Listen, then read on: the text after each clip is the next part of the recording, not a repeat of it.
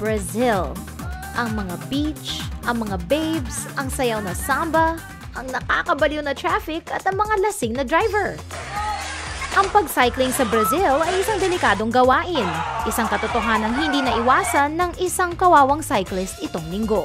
Nagsimula ang lahat ng Biyernes na nagmaneho sa Curitiba ang isang super lasing na lalaki. Nabangga nito ang isang cyclist na natural ay walang kalaban-laban sa kotse.